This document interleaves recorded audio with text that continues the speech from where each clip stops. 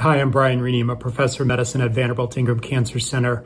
And on behalf of Dr. Haake, who presented these data at ESMO, and all the co-authors and investigators, I wanted to talk to you a little bit about our OPTIC study. This is a study in frontline metastatic clear cell renal cell carcinoma.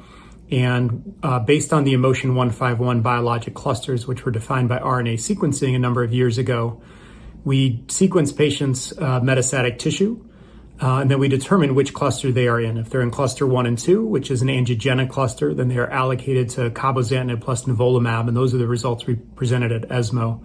Cluster 4 and 5 got Ipi-Nivo, and we're still accruing that, so haven't presented it yet. In the Cabo-Nivo arm, we had 27 patients who were allocated to that treatment, 25 of whom were assessable for response. The others were just too early. And what we saw was a striking 76% response rate, which met our alternative hypothesis, increasing from historical controls by over 20%. I think perhaps more impressively, we saw that no patient had primary progressive disease. All patients had some reduction in their tumor burden, ranging from 5 to 7%, but most patients having more than that, up to 100%, with 2 patients or 8% with a complete response. It's important to note that these tumor burden reductions occurred across IMDC risk categories, not just in favorable risk. So many intermediate and even poor risk patients can have tumor burden reductions, when selected and enriched for by this method. And then the average tumor shrinkage was about 45%. These data are pretty early. There's only about a year of follow-up, not even.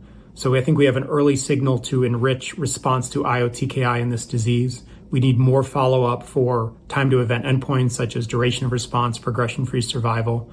And we also need more enrollment on the Ipi-Nivo cohort to be able to report those results.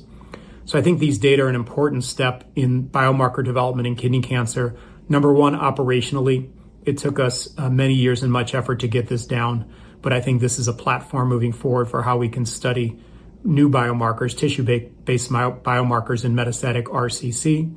I think we have a signal of activity here that we can build on, and whether it's using this exact methodology in clusters or other emerging techniques, I think remains to be seen. But we're excited about the data, and thank you for paying attention.